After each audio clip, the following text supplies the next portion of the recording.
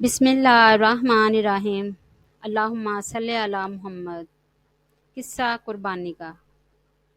حضرت ابراہیم علیہ السلام کی عمر مبارک 80 برس ہو چکی تھی، تاہم اولاد کی نعمت سے محروم تھے۔ انہوں نے اللہ تعالیٰ کی بارگاہ میں کچھ اس طرح سے دعا کی: اے میرے رب، مجھے نیک اور صالح بیٹا عطا کر دے۔ یہ دعا اللہ تعالیٰ کی بارگاہ میں قبول ہو گئی تو آپ کی دوسری بیوی حضرت ہاجرہ رضی اللہ تعالیٰ عنہا کے بطن سے آپ کو حضرت اسماعیل علیہ السلام کی پیدائش کی خوشخبری سنا دی گئی۔ حضرت سارہ رضی اللہ عنہا آپ حضرت ابراہیم علیہ السلام کی پہلی بیوی تھی، اس لیے حضرت ہاجرہ رضی اللہ عنہا کے بطن سے حضرت اسماعیل علیہ السلام کی پیدائش کی خبر ان پر شاق گزری۔ اس لیے انہوں نے حضرت ابراہیم علیہ السلام سے اصرار کیا کہ ہاجرہ رضی اللہ عنہا اور اس کے بیٹے اسماعیل کو یہاں سے دور کر دو، یہ لوگ میری نگاہ کے سامنے نہ رہیں۔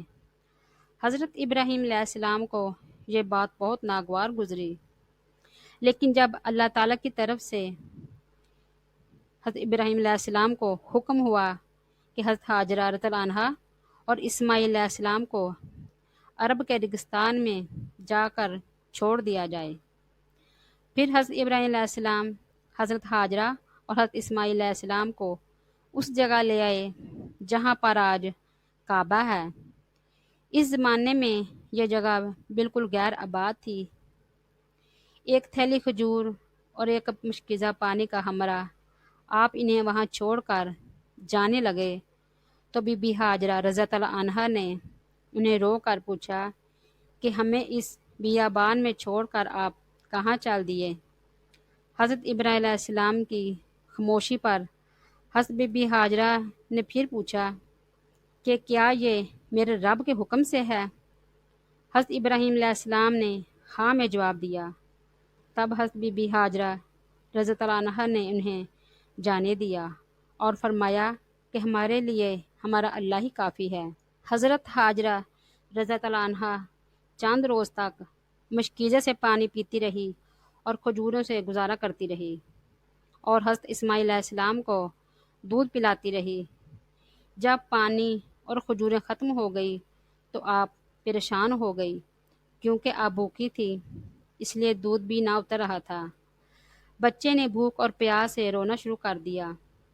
بچے کی بے چینی دیکھ کر حضرت ہاجرہ رضی اللہ عنہا نے پانی کی تلاش شروع کر دی، اور وہ صفا پہاڑی پر چڑھی کہ شاید کوئی اللہ کا بندہ نظر آ جائے یا کہیں سے پانی مل جائے، مگر کچھ نظر نہ آیا۔ وہ واپس آ گئی اور پھر وہ دوسری پہاڑی مروہ پر چڑھی کہ کہیں پانی نظر آ جائے۔ اسی طرح آپ نے 7 چکر لگائے۔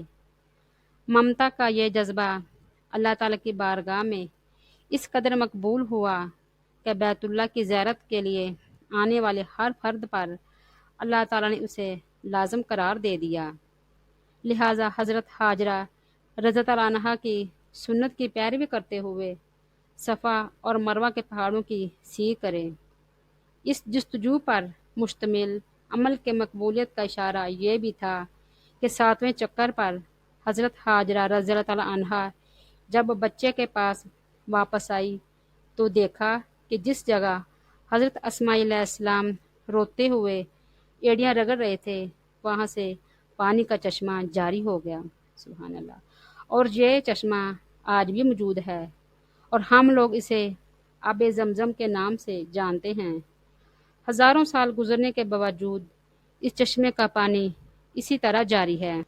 اللہ تعالیٰ نے اس میں مخلوق کے لیے شفا رکھی ہے۔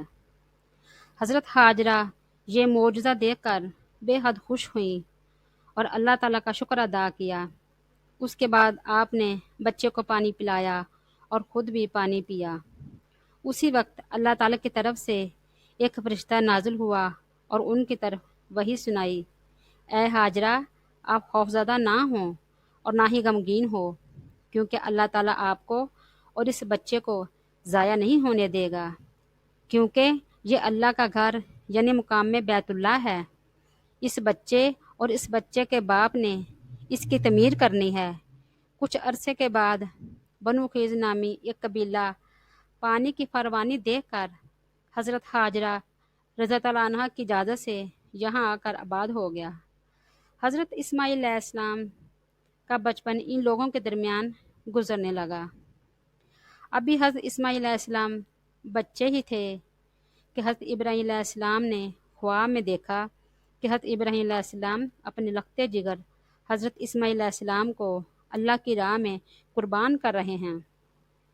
آپ نے مسلسل 3 راتیں ایک ہی طرح کا خواب دیکھا، لہٰذا آپ کو یقین ہو گیا کہ یہ خواب یقیناً اللہ تعالیٰ کی طرف سے ہے، اور آپ نے اللہ کے حکم کی تعمیل کا ارادہ فرمایا اور اپنا تمام خواب اپنے بیٹے کو سنایا، اور اپنے بیٹے حضرت اسماعیل علیہ السلام سے پوچھا، میرے بیٹے، میں تجھے اپنے خواب کے پیش نظر اللہ کی راہ میں قربان کرنا چاہتا ہوں، بتا تیری کیا رائے ہے؟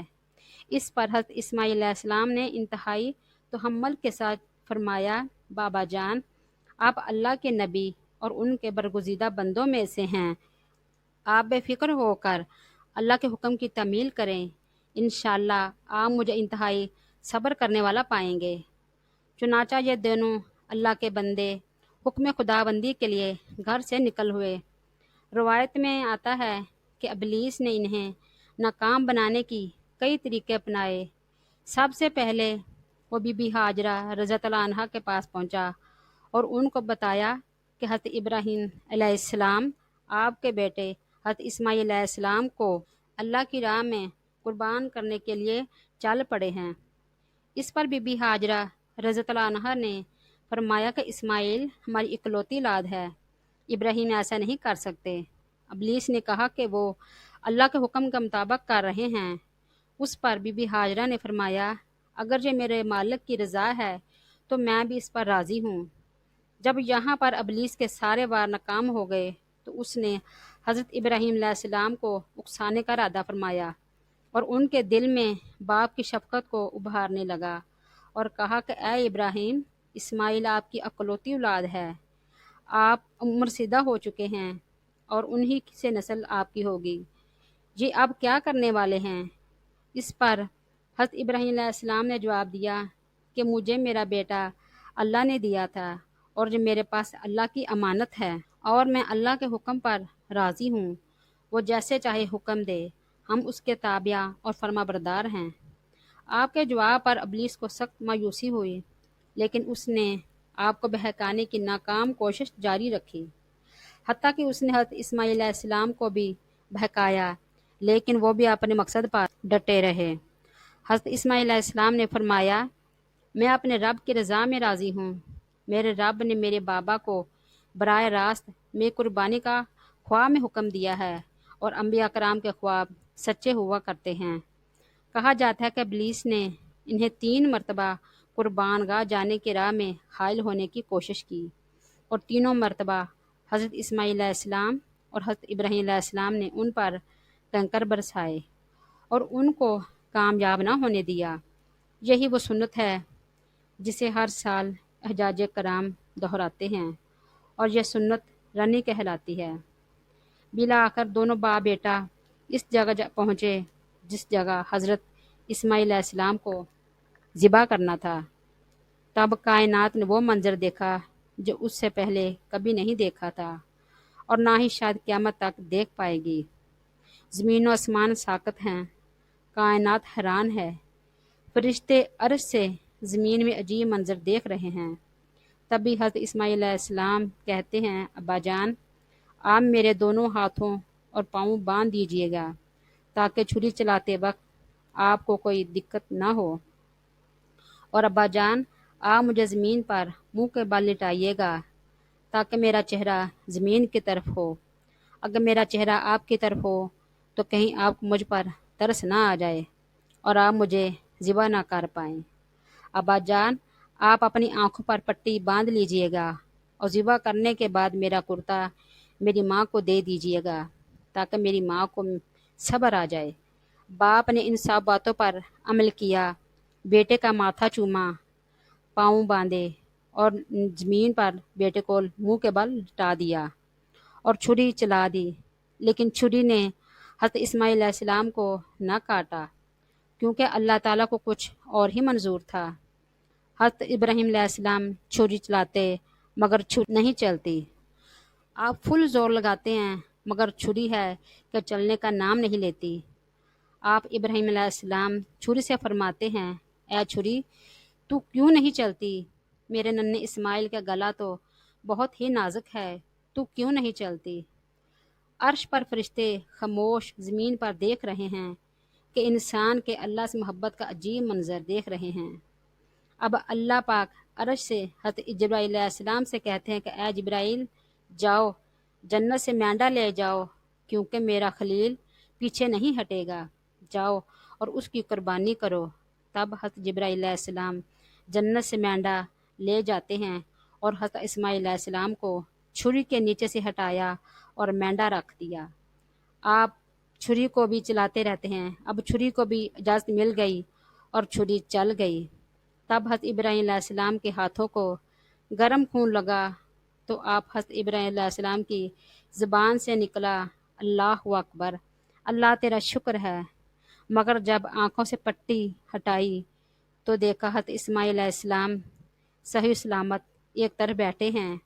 حضرت ابراہیم علیہ السلام کی تابع داری اور حضرت اسماعیل علیہ السلام کی فرما برداری اللہ تعالیٰ کی بارگاہ میں قبول ہوئی، اور اللہ نے حضرت اسماعیل علیہ السلام کو ذبح ہونے سے بچا لیا اور ان کی جگہ جانور کی قربانی کر دی گئی۔